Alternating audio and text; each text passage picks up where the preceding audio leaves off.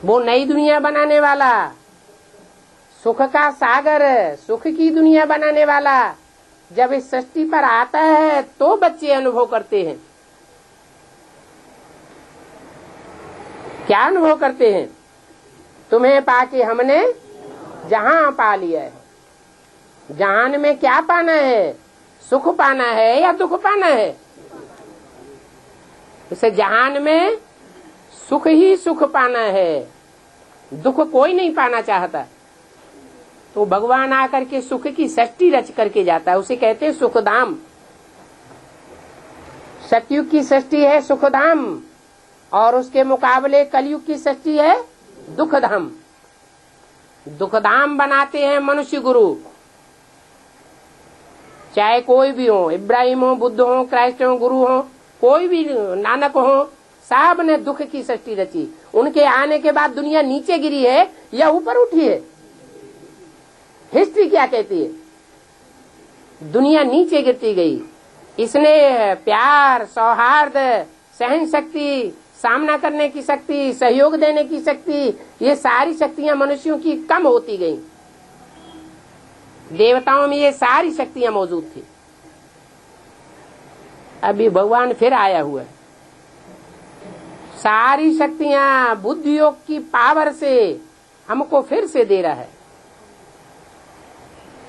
सिर्फ कहते हैं कि मुझे निरंजन निराकार अभोक्ता अकर्ता। निरंजन को याद करेंगे तो निरंजन बनेंगे, अभोक्ता को याद करेंगे तो अभोक्ता बनेंगे। एक बार ऐसी स्टेज पर पहुंच जाओ, फिर बल सतयुग त्रेता द्वापर कलयुग, चारों युगों में आत्मा नीचे उतरती रहे। जैसे पार्क बने होते हैं, बच्चे सीढ़ी पर चढ़ते हैं और वहां से धीरे धीरे नीचे उतरते रहते, घूमते घामते। तो ऐसे ही ये सृष्टि एक प्रकार की सीढ़ी है। एक जन्म में ही आकर के परमात्मा सबकी सदगति करके जाता है। नंबरवार सबकी सदगति होती है। जो समझ करके, परमात्मा के स्वरूप को जान करके अपने अंदर से प्यार पैदा करते हैं, वो भगवान की नई सृष्टि में आनंद करते हैं। और जो उपेक्षा करते हैं उनको ये नई सृष्टि में जाना नहीं हो सकता। ये पुरानी दुनिया में ही उनको शरीर छोड़ना पड़ेगा। उसके लिए एटम बमों का निर्माण होता है। आज से 70 साल पहले न भगवान इस सृष्टि पर आया था और न एटम बम बने थे। एटम बम का नाम निशान भी मनुष्य की बुद्धि में नहीं था। वो भगवान जब इस सृष्टि पर आता है तो पहले 3 देवताओं का निर्माण करता है, ब्रह्मा, विष्णु और शंकर। शंकर जब आते हैं, अपना कार्य आरंभ करते हैं, तब 1945 में छोटी छोटी एटम बम्बियां बनकर के तैयार होती हैं। हिरोशिमा नागासाकी पर उनका प्रयोग हो गया भरपूर। अभी तो इस सृष्टि पर कितने देश हैं जहां हजारों हजार वाट के एटम बम बने पड़े हैं, हाइड्रोजन बम बने पड़े हैं, कीटाणु बम बने पड़े हैं, लेकिन बैलेंस बना हुआ है। अभी विस्फोट नहीं हो सकता जब तक परमात्मा का कार्य संपन्न नहीं होता। निर्माण पूरा होगा तब डिस्ट्रक्शन होगा। ऐसे नहीं कि नई सृष्टि के नए संगठन का निर्माण न होने पाए, पैराडाइज न बनने पाए, वो जन्नत न बनने पाए और इस दुनिया का विनाश हो जाए। सारी डोरी शंकर के हाथ में है। शिव कहो, शंकर कहो, इसलिए उनके नाम के साथ हर हर बम बम बम फटेंगे तो पापों का हरण करेगा। ऐसे नगरी का नाम भी क्या है? अभी तो मुंबई हो गया है,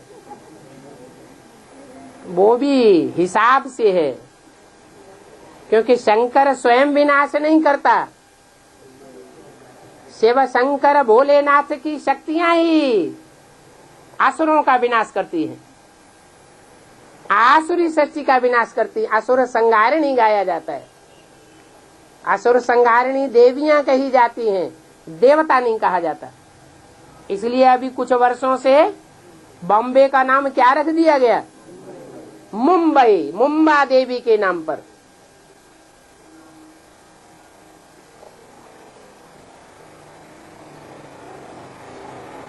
क्योंकि विनाश के कार्य में महाकाली विशेष सहयोगी बनती है।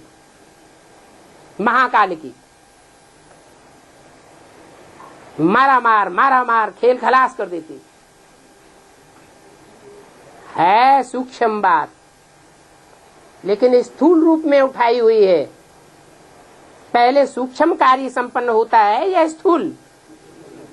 बच्चे की पैदाइश होती है तो पहले सूक्ष्म में होता है या स्थूल में पैदा हो जाता है?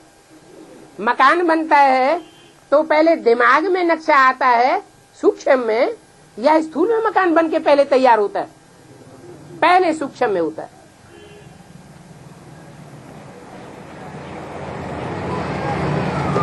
तो ये ज्ञान के बड़े बड़े एटम बम तैयार हो रहे हैं। ऐसे ऐसे एटम बम तैयार हो रहे हैं जिनसे दुनिया में फैला हुआ असत्य नष्ट हो जाएगा। सबसे बड़ा असत्य है भगवान सर्वव्यापी है। बाप कहते हैं मैं तो एक व्यापी बन करके अर्जुन के रथ में आता हूं, जो पुरुषार्थ का 100% अर्जन करता है। उसके शरीर रूपी रथ में आता हूं, मुकर्रर रथ में आता हूं। एक मुकर्रर रथ में आऊंगा तो सारी दुनिया अच्छा याद करेगी, या सर्वव्यापी हो जाऊंगा तो अच्छा याद करेगी? बुद्धि एकाग्र कब होगी? एक में आऊंगा तो बुद्धि एकाग्र होगी। अनेकों रूप में अगर प्रत्यक्ष हो जाऊंगा तो बुद्धि बिखर जाएगी। ये बुद्धि की एकाग्रता आकर के परमात्मा बाप सिखाता है,